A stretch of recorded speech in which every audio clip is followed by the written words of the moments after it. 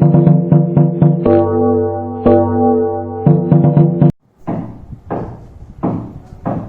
Good morning વિદ્યાર્થી મિત્રો, ધોરણ નંબર 8 ની અંદર આપણે ચેપ્ટર નંબર 4 સુધીનો અત્યાર સુધી અભ્યાસ કર્યો છે. આજે ચેપ્ટર નંબર 5 મતલબ કે નવું ચેપ્ટર છે અને નામ છે માહિતીનું નિયમન ભણવાના છે.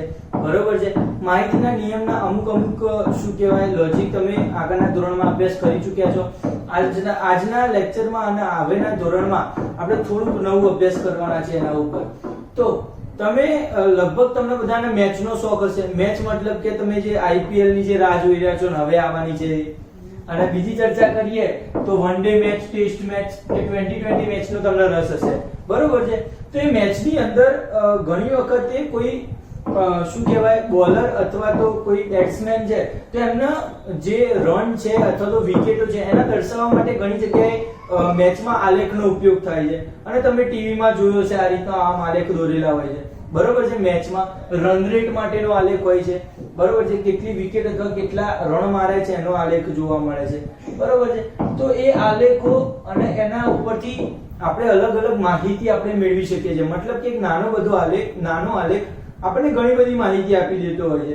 બરોબર. મતલબ કે સળંગ કોઈ 10 વર્ષમાં કોઈ બેટ્સમેને રન કર્યા છે એને એક જ આલેખમાં તમે દર્શાવી શકો.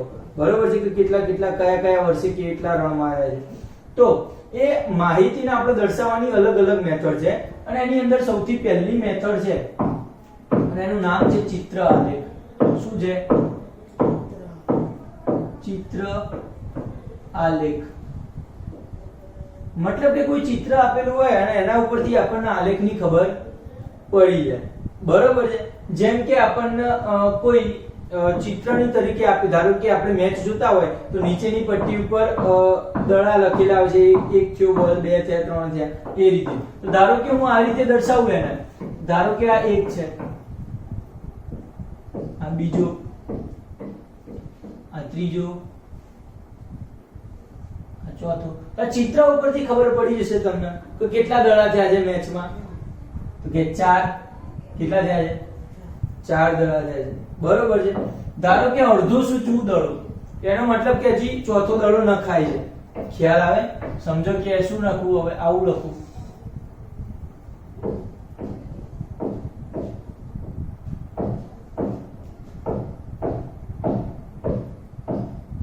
અડધો દડો સૂચવું એનો મતલબ કે હવે નખાય છે હજી ચોથો દડો. બરોબર છે. એટલે કુલ કેટલા દડા થયા? 3 દડા અને હજી અડધો દડો નખાય છે એટલે 3.5 લખાય. ખબર પડે છે શું કહું છું? યસ. તો આ ચર્ચા જે આપણે ચિત્ર આલેખની ચિત્રો દ્વારા આપણને ખબર પડે કે શું થઈ રહ્યું છે. બીજું આવે છે લંબ આલેખ. તમે આનો અભ્યાસ કર્યો હશે કદાચ આગળના અભ્યાસમાં. શું છે? લંબ આલેખ. કેવી રીતે ખબર પડે લંબ આલેખ?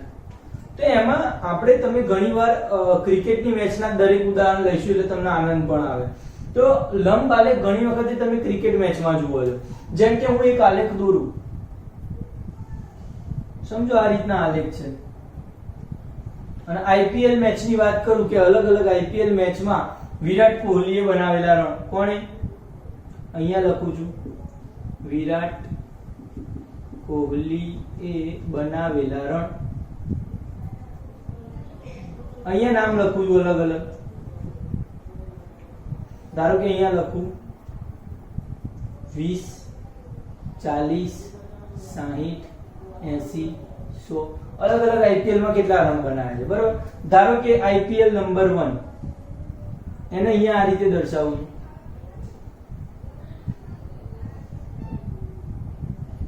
આઈપીએલ નંબર 2,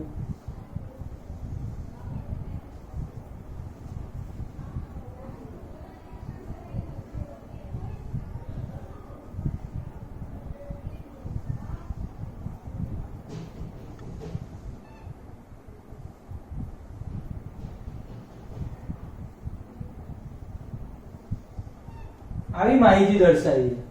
સમજો આ શું છે? IPL 1, IPL 2, IPL 3, IPL 5, IPL 6. પડી રહી છે ખબર? 4 રહી ગયું. 4, 5, 6 પડે. મતલબ કે અલગ અલગ ધારો કે 1 થી 5 આઈપીએલ સળંગ રમાઈ છે તો વિરાટ કોહલી કેટલા રન બનાવે છે? તો સમજો આપણા આલેખ ઉપરથી ખબર પડી જાય તો પહેલી આઈપીએલ માં વિરાટ કોહલી એવરેજ 40 જેવા રન બનાવે છે. કેટલા બનાવે છે? બીજી આઈપીએલ માં એને કંઈક 65 જેવા રન બનાવે છે, 60 થી થોડાક ઉપર, બરોબર છે. ત્રીજી આઈપીએલ માં એને માત્ર 10 જ રન બનાવ્યા હશે, બરોબર છે. પછી ચોથી નંબરની આઈપીએલ માં એને સદી મારી છે, 100 રન બનાવ્યા છે, પડે. અને પાંચમા નંબરની આઈપીએલ માં એને લગભગ 55 જેવા રન માર્યા છે, પડે. તો આ રીતે તમને માહિતીનો ખ્યાલ આવે છે કે તમને ખાલી લંબ આલેખ સ્વરૂપે, આને આપણે શું કહીશું? આપણે આને લંબ આલેખ કહીશું. તો આ લંબ આલેખ ઉપરથી ખબર પડે કે અલગ અલગ માહિતી તમે કેવી રીતે દર્શાવી શકો છો. અહીંયા જે મેં દર્શાવી છે શું સંખ્યા દર્શાવી છે? શેની છે? મેચની સંખ્યા, ક્રિકેટ મેચ. અને અહીંયા શું છે? રન નહીં, રન. નકર તમે પહેલા કચ્છનું રણ સમજો. શું છે? રન. કેટલા રન માર્યા છે એ દર્શાવ્યું છે. ખ્યાલ આવશે આવું? તો લંબ આલેખ દોરતા આવડે. હવે જોવાનો છે દ્વિલંબ આલેખ. તો એ પણ બહુ મજાની વસ્તુ છે. શું છે? દ્વિલંબ આલેખ. કેવા પ્રકારનો હોય છે દ્વિલંબ આલેખ? તમે ક્યાંય જોયો હશે અથવા હું બતાવી દઉં, તમને ક્યાંક જોયું હોય એવું યાદ આવી જાય, બરોબર છે. ધારો કે ક્રિકેટની જ વાત કરીએ તો ક્રિકેટમાં જ્યારે બે ખેલાડીઓની સરખામણી કરતા હોય તો કદાચ દ્વિલંબ આલેખ દ્વારા તમે એની સારી સરખામણી કરી શકો. મેં જે હમણાં દર્શાવ્યું છે એને ફરીથી દ્વિલંબ આલેખમાં દર્શાવું. જુઓ શું છે? દ્વિલંબ આલેખ. ધારો કે અલગ અલગ મેચ ચાલી રહી છે. અહીંયા શું છે? બનાવેલ રન. કેટલા રન બનાવે છે અત્યાર સુધીમાં, બરોબર છે, એની ચર્ચા કરશું. અલગ અલગ લઈ લઈએ. 20, 40, 60, 80, 100. આ રીતે અલગ અલગ રન બનાવે દરેક ખેલાડી. દ્વિલંબ આલેખમાં બે લંબ દોરવાના, મતલબ કે જ્યારે સરખામણી કરવાની વાત આવે કોઈ બે વસ્તુની, બરોબર છે. શું આવે? બે વસ્તુની સરખામણી કરવામાં આવે ત્યારે આપણે દ્વિલંબ આલેખનું દોરશું. મતલબ કે એનાથી જે બે વસ્તુની સરખામણી કરી છે એ બે વસ્તુમાંથી કોણ ચડિયાતું છે એ આપણને ખબર પડી જાય. ખ્યાલ આવે? તો ચલો આપણે બે જણાને લઈ લઈએ અને એની સરખામણી કરીએ, બરોબર છે. તો આપણે અલગ અલગ લઈએ. ધારો કે રોહિત શર્મા અને MS ધોની, બરોબર છે. અને બેના ખેલાડીઓના રન ચેક કરીએ. તો જે વ્હાઈટ કલરનો આલેખ આવશે એ છે શર્માનો, રોહિત શર્માનો. અને જે ડાર્ક આલેખ દોરશું એ છે MS ધોનીનો, પડે. તો હવે જોઈએ.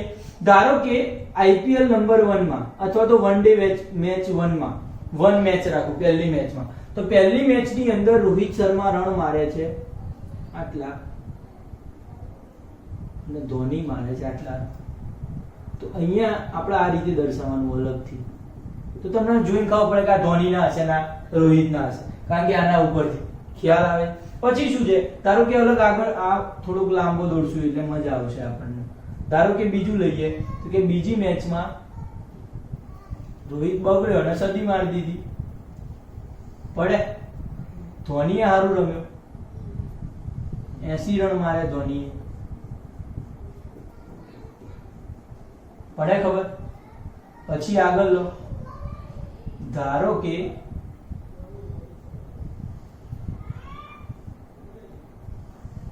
ત્રીજી મેચમાં ધોની અને રોહિત બે સરખા રન માર્યા,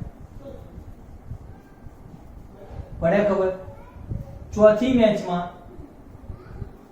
રોહિત શર્માએ 70 જેવા રન માર્યા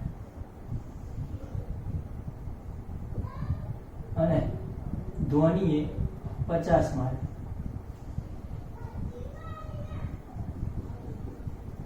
પડે. તો તમારા આ જે દ્વિઆલેખ છે આ મેચ 1 છે, મેચ 1, મેચ 2, મેચ 3, મેચ 4.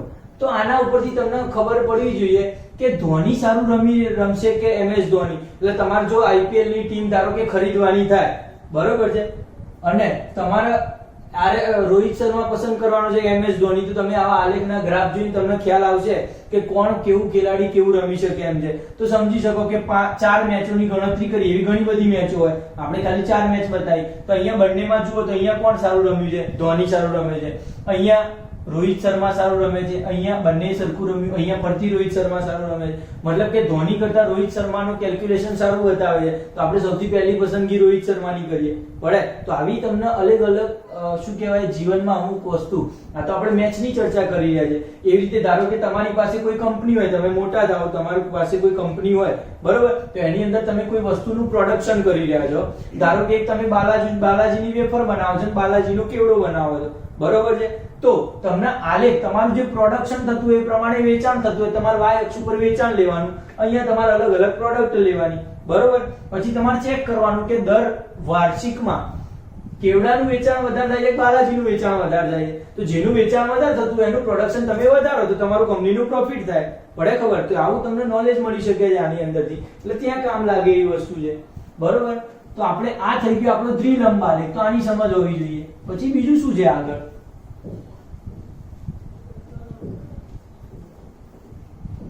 તો અહીંયા આગળ બીજું આવે છે જે તમે જોયેલા છે, આવૃત્તિ ચિહ્ન.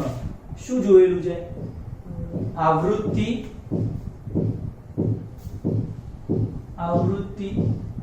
ચિહ્ન કેવી રીતે દર્શાવવામાં આવે છે અલગ અલગ આવૃત્તિમાં?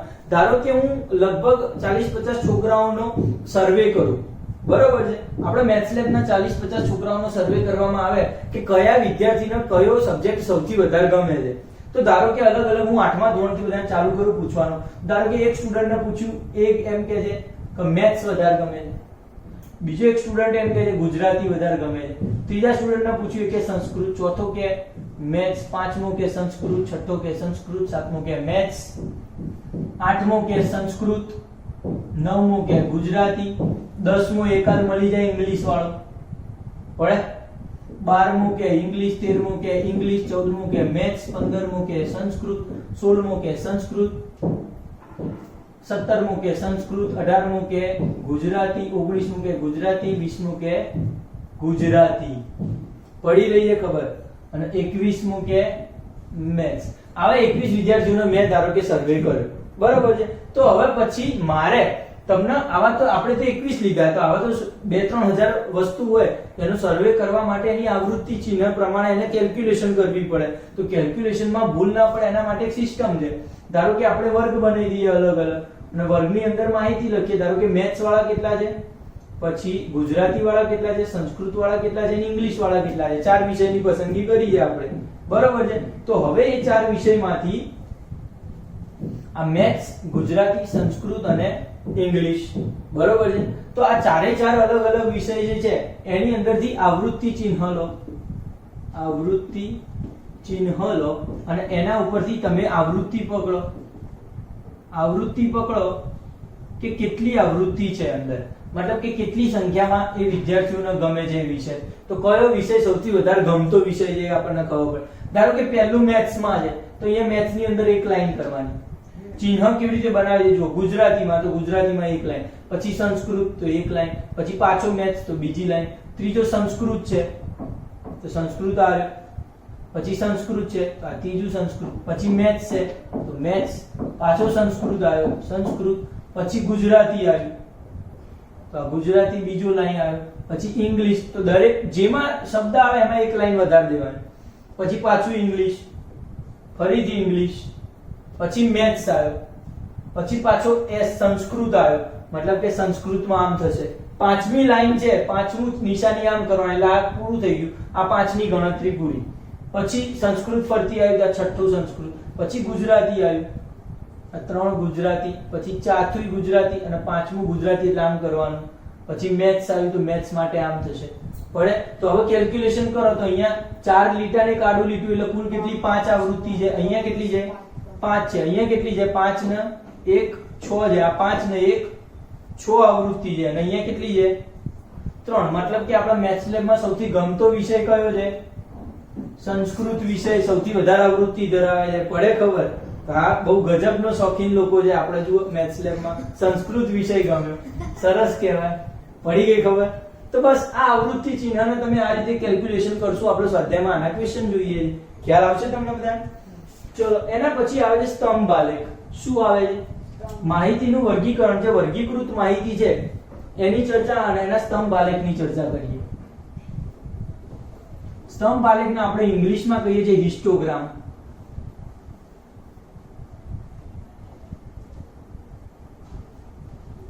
શું કહીએ છીએ? હિસ્ટોગ્રામ.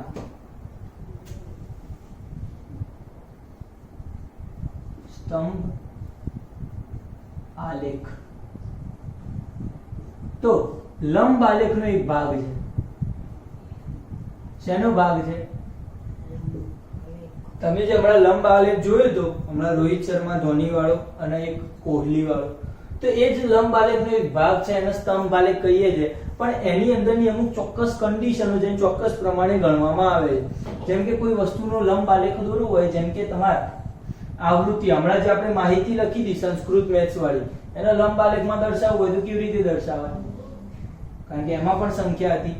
યાદ રાખજો કે સ્તંભ આલેખમાં શું દર્શાવવું પડે. ધારો કે પહેલી દર્શાવું તો ધારો કે અહીંયા પહેલું અહીંયા રાખું 1 2 3 4 5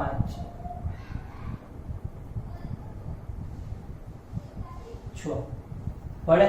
6 વસ્તુ જે દર્શાવી, બરોબર. આ સંખ્યા લખી છે, અલગ અલગ વિષયને દર્શાવીએ અહીંયા. તો ધારો કે જે પહેલો મેથ્સ હતો તેમાં 5 આયા હતા સ્તંભ, એટલે 5 ઉપર કરશું. પછી બીજો જે ઇંગ્લિશનો લઈએ તેમાં પણ 5, ગુજરાતીમાં કંઈક 3 1 આયા હતા. ના સર, ઇંગ્લિશમાં જે હશે ચાલશે, આપણે માહિતી ચેન્જ કરી દઈએ. અને પેલામાં 6 આયા હતા, યાદ કરો. બરોબર છે? Yes. Maths, English, Gujarati, Sanskrit. તો આવો તમે સ્તંભ આલેખ દોરી શકો કે જેમાં અલગ અલગ આવૃત્તિ આપેલી હોય. બરોબર છે? આ તો આપણે કેવી અસંખ્યિક માહિતી લીધી છે. સંખ્યિક માહિતી પણ લઈ શકાય. મતલબ કે અહીંયા તમે અલગ અલગ સંખ્યા તરીકે દર્શાવી શકો. આ 0 0 થી 1 1 થી 2 2 થી 3 3 થી 4 પડે. અલગ અલગ માહિતી માટે અલગ અલગ વસ્તુ દોરી શકો. તેમ જે ચોક્કસ ગેપ પ્રમાણે જે દોરવામાં આવે છે એને આપણે સ્તંભ આલેખ કહીએ છીએ. અહીંયા તમે જોઈ શકો કે વચ્ચે ક્યાંય ગેપ રાખ્યો નથી, સળંગ છે. અથવા ગેપ હોય તો પણ એક સરખી માત્રામાં ગેપ હોવો જોઈએ. બરોબર છે? તો આ રીતે તમે સ્તંભ આલેખ કોઈ પણ રચના પ્રમાણે દોરી શકો છો. ખ્યાલ આવી ગયો છે બધા? તમે આ ક્વેશ્ચનો જ્યારે સ્વાધ્યાયમાં તપાસશો, સ્વાધ્યાયમાં જોશો ત્યારે તમને ખૂબ જ મજા આવશે તો કેવી રીતે આ દાખલા ગણવામાં આવે છે સ્તંભ આલેખ. અત્યારે ખાલી રચના સમજો કે સ્તંભ આલેખ આપણે દોરવાનો કેવી રીતે છે. તો આપણે તમે સ્તંભ આલેખ જે છે એ આ રીતે દોરશો અલગ અલગ માહિતી પ્રમાણે. તો આનો અહીંયા મતલબ એમ થાય છે કે 0 થી 1 ની અંદર કેટલી સંખ્યાઓ રહેલી છે? 5 સંખ્યા. કોઈ માહિતીનો આપેલો હોય તો કે 0 થી 1 ની અંદર કેટલી આવૃત્તિ, આ વર્ગ હોય તો એની આવૃત્તિ કેવી કહેવાય? 5 આવૃત્તિ રહેલી છે એવું કહેવાય. એટલે કે 5 સંખ્યા, કોઈ 5 વસ્તુ રહેલી છે. પછી 1 થી 2 માં કેટલી છે? 5 છે. તો 1 થી 2 માં પણ 5 વસ્તુ છે. પછી 2 થી 3 માં કેટલી છે? 3 છે. 2 થી 3 માં 3 વસ્તુ રહેલી છે. 3 થી 4 માં કેટલી છે? તો કે 6 સુધી જાય છે ઉપર. તો 3 થી 4 માં 6 વસ્તુ. તો અલગ અલગ વર્ગ માટે અલગ અલગ આવૃત્તિ મળી જાય છે. બરોબર છે? તો પછી આની કેલ્ક્યુલેશન અને આનો શું ઉપયોગ કરવાનું છે તમે આ વર્ગ અને આવૃત્તિનો આગળના ધોરણમાં શીખશો. ત્યાં સુધી અત્યારે ખાલી માહિતી કેવી રીતે બનાવવાની છે એની ચર્ચા છે. તો આ રીતે કોઈ આલેખ ઉપરથી માહિતી અથવા માહિતી ઉપરથી આલેખ રચના આપણે આ 5.1 માં કરવાના છે. અને આ રીતની જે વર્ગ આપેલો હોય ગેપમાં 1 થી 2 વચ્ચે, 2 થી 1 થી 2 વચ્ચે, 2 થી 3 વચ્ચે, 3 થી 4, તો આ જે માહિતી જે છે એને વર્ગીકૃત માહિતી કહીશું. કઈ માહિતી કહીશું? વર્ગીકૃત. મતલબ કે ચોક્કસ વર્ગ પ્રમાણે આ ગણવામાં આવ્યું છે કેલ્ક્યુલેશન. બરોબર છે? હવે તમે સીધા તમે 5.1 સ્વાધ્યાય ઉપર આવી જાવ, તમને મજા આવી જશે. 5.1 સ્વાધ્યાય કયું છે જુઓ. ચલો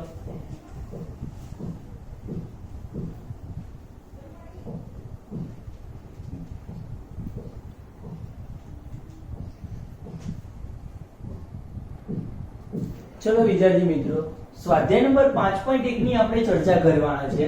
અને એની અંદર પહેલો ક્વેશ્ચન છે કે કઈ માહિતી દર્શાવવા માટે સ્તંભ આલેખનો ઉપયોગ થાય છે. સ્તંભ આલેખ એટલે આપણે લાસ્ટમાં જે ચર્ચા કરી એ. એની અંદર વાસ્તવમાં હું અહીંયા શોર્ટમાં તમને સમજાવું કે કરવાનું શું છે અથવા આવશે શું. તો આ જે સ્તંભ આલેખ તમને જે દેખાઈ રહ્યો છે, સ્તંભ આલેખની અંદર x અક્ષ અને y અક્ષ ઉપર અલગ અલગ.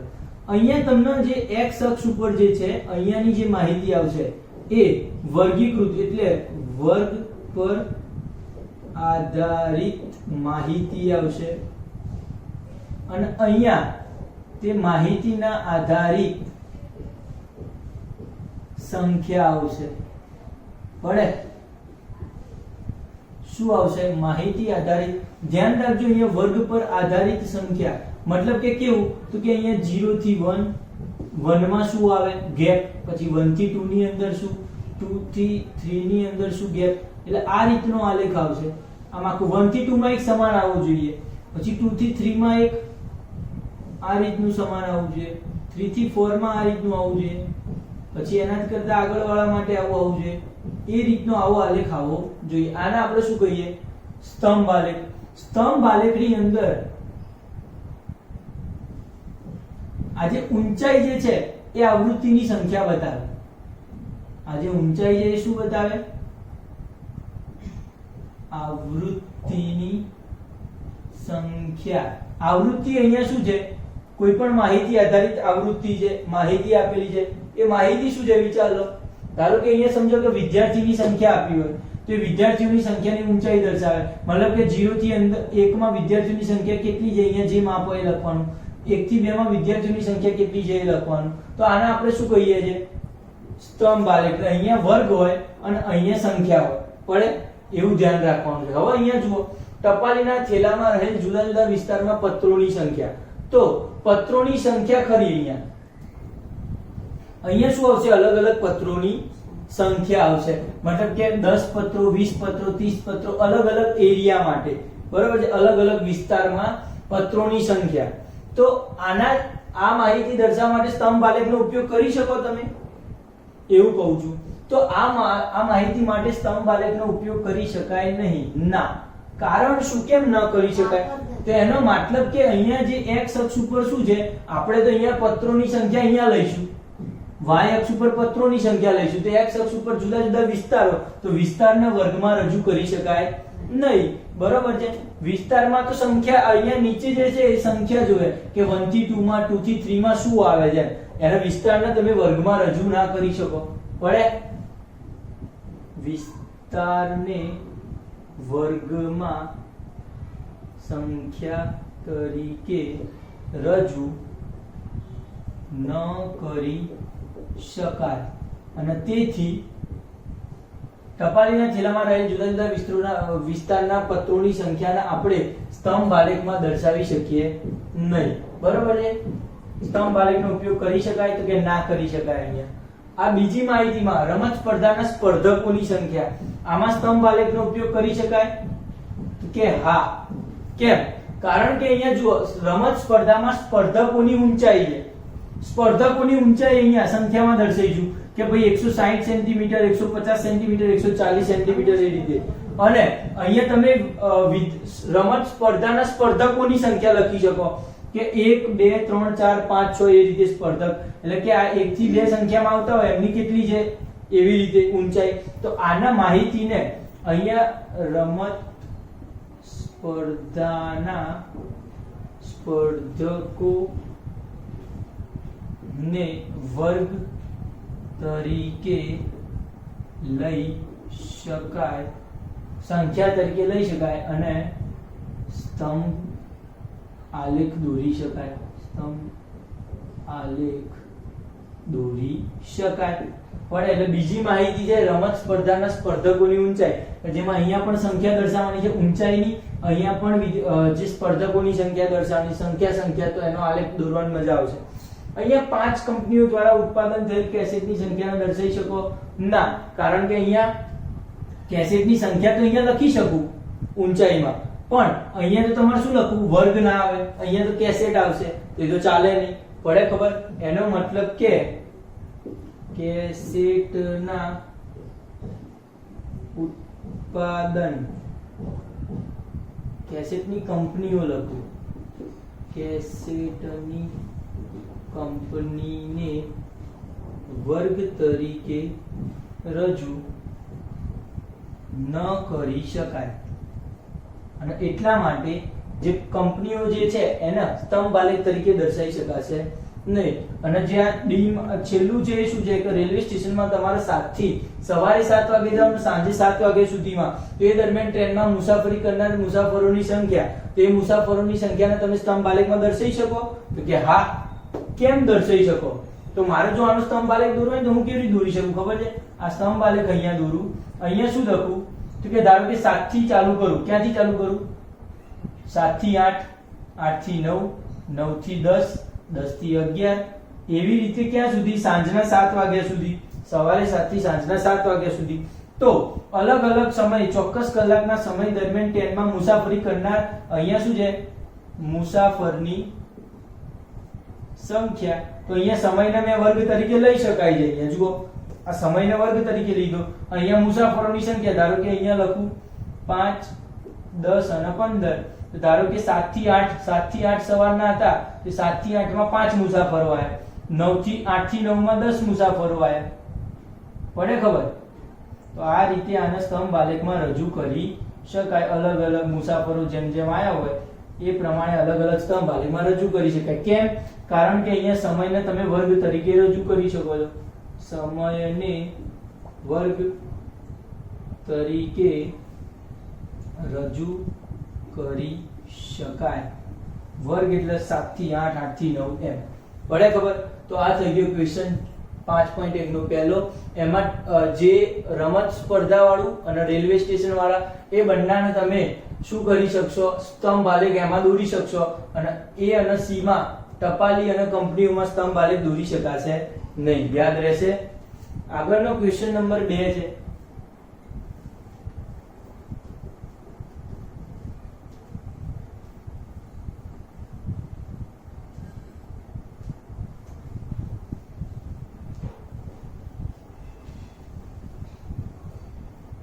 ક્વેશ્ચન નંબર 2 શું છે તું તમે જુઓ રકમમાં.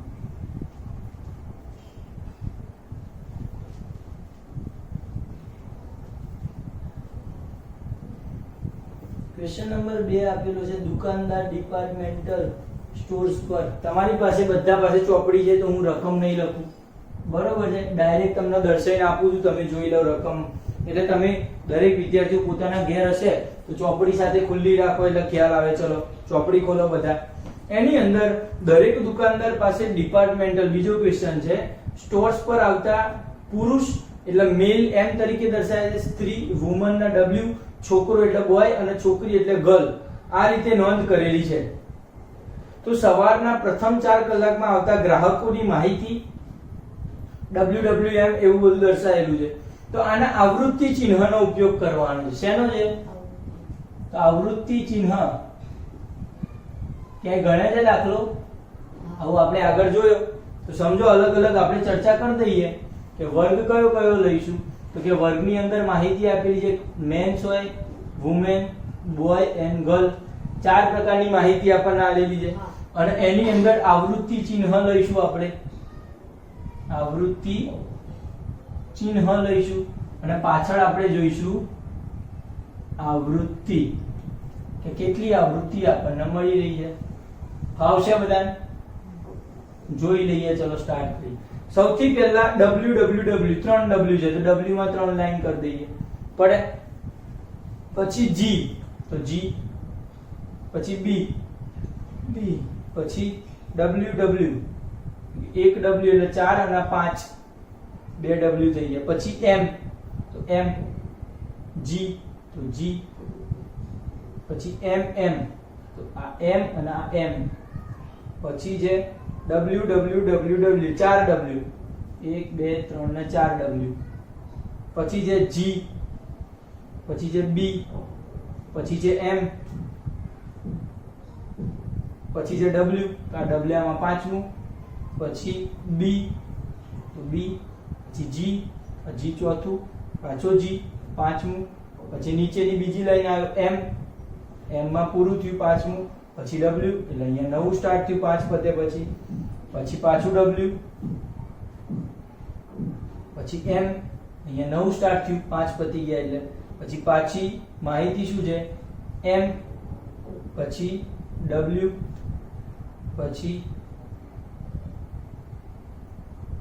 b, પાછું શું છે w,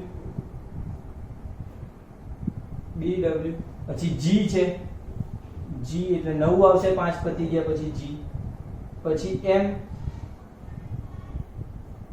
પછી www, मतलब કે એક આ w w w w, 4 w આયા, 4 w ના 4 લાઈન કર્યા, એક આ પાંચમી ને એક બે ને ત્રણ લાઈન, પછી શું છે g થશે, આ g ની બીજી લાઈન થશે, પછી w છે, આ ચોથી લાઈન થઈ w ની, પછી m, આ ચોથી, પાછો m, પાંચમી, પછી પાછું w આવ્યું, આ પાંચમી પૂરી કરી w માં, પછી પાછું w, પછી m આવ્યો, m ની ફર્સ્ટ લાઈન, પછી પાછું w આવ્યું, આ બીજી લાઈન, પછી g, ત્રીજી, w, ત્રીજી, m, બીજી, g, ચોથી લાઈન આવી ગઈ, પછી પાછું w, પછી m m એટલે કે ત્રીજું ચોથું m m, પછી b બોય એટલે 5 પૂરા બોયમાં, ગલમાં 2 છે, પાંચમું ગલ અને છઠ્ઠું ગલ, ગલ ગલ, પછી પાછું w, w માં લાઈન પૂરી. તો હવે આની ગણતરી કરી દેવાની એટલે આવૃત્તિ બની જાય. પડે જેટલી માહિતી આપી હોય એની. આની કેટલી થશે 5, 5 ને 5 10, 10 ને 4 14. આની કેટલી થાય 5 ચોક 5, 5 10 15 20 25. પડે આજે આખી પેર બને, 4 ઊભા લીટા ને કાળો લીટો એટલે 5 ની પેર છે. આ 5 જ છે અહીંયા જુઓ, અને અહીંયા કેટલા છે 5 10 અને 1 11 છે, બરોબર છે. એકાદ બે તમારે જો અહીંયા મારા રકમમાં લખવામાં ભૂલ થઈ હોય અથવા રહી ગયા હોય તો તમે જાતે આની કેલ્ક્યુલેશન કરી શકો, એકદમ સિમ્પલ બાબત છે. તો અહીંયા આવૃત્તિ વિતરણ કોષ્ટક તૈયાર કરો, તો મેં આવૃત્તિ વિતરણ કોષ્ટક તૈયાર કરી દીધું. ચલો પછી કે છે લંબ આલેખ દ્વારા દર્શાવો. આને પાછું લંબ આલેખ દ્વારા દર્શાવીશું. તો કેવી રીતે દર્શાવશો કોણ કહેશે, બોલો જલ્દી. બરોબર છે, ચલો લંબ આલેખ, સ્તંભ આલેખ નહીં, લંબ આલેખ મતલબ કે દોરશું એ રીતે. લંબ આલેખ જે સ્ટાર્ટિંગમાં જોયા હતા એ પ્રમાણે ગેપ વાળો.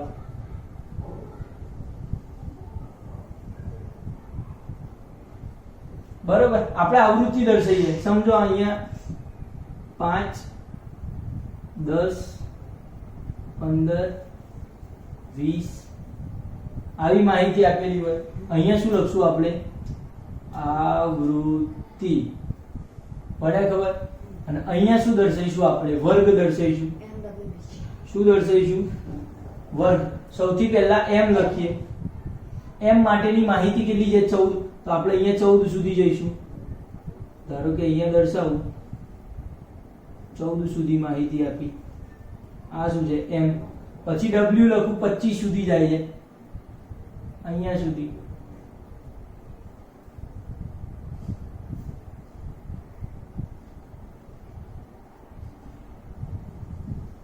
પડે ખબર? પછી છે b, તો એ 5 સુધી, આ 5 સુધી જ જશે અહીંયા. આના w નામ આપો, અહીંયા b લઈ લઉં, એ 5 સુધી જશે. પછી g છે એ ક્યાં સુધી જાય છે 11 સુધી, મતલબ કે 10 ને 1 11 એટલે અહીંયા સુધી. આ g છે, પડે ખબર? તો અલગ અલગ માહિતી લંબ આલેખ સ્વરૂપે મેં દર્શાવી દીધી, અને આ રીતે દર્શાવીશું, ખ્યાલ આવશે. અહીંયા આવૃત્તિ, અહીંયા વર્ગ, m w b g. તેના આ રીતે. જો સ્તંભ આલેખ હોત, જો સ્તંભ આલેખ હોત તો અહીંયા શું આવત, સંખ્યા તરીકે વર્ગ આવત. ખ્યાલ આવી ગયો છે 100%? યસ. તો આટલું આવડવું જોઈએ તમને, આવૃત્તિ ચિહ્ન અને એનો લંબ આલેખ. આગળનો 3જા નંબરનો ક્વેશ્ચન જુઓ. ચલો તમારી સાથે ચોપડી છે.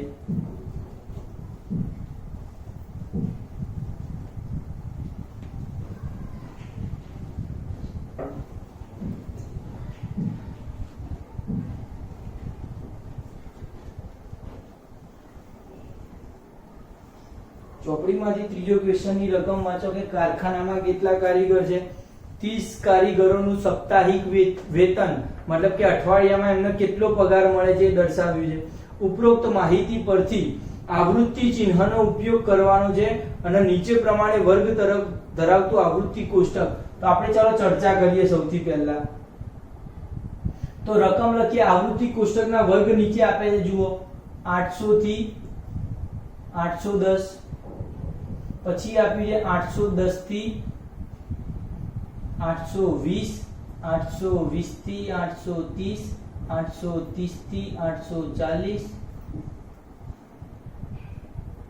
840 થી 850, 850 થી 860, 860 થી 870, 870 થી 880, 880 થી 890 અને 890 થી કેટલા આવશે? આવી માહિતી તમને સમજી લો કે આપેલી હોય. હવે આપણે અલગ અલગ આ જે છે આના વર્ગ કહેવાય. શું કહેવાય? આને વર્ગ કહેવાય. હવે આવૃત્તિ ચિહ્ન જોઈશું. શું જોઈશું? આવૃત્તિ ચિહ્ન જોઈશું અને એના ઉપરથી આપણે આવૃત્તિ લઈશું. આવૃત્તિ એના ઉપરથી લઈશું. તો અલગ અલગ માહિતી તમે ધારો. ચલો વિદ્યાર્થી મિત્રો, આ જે ક્વેશ્ચન છે ને એની અંદર તમારે આ વર્ગ જે છે ને એની માહિતી સમજવી પડે. તો જે તમને અલગ અલગ આપ્યું છે 800 થી 810, 810 થી 820, એને આપણે કહીએ છીએ જે 800 થી 800 આવું જે ડેશ કરીને આપે છે ને એને આપણે વર્ગ લંબાઈ કહીશું.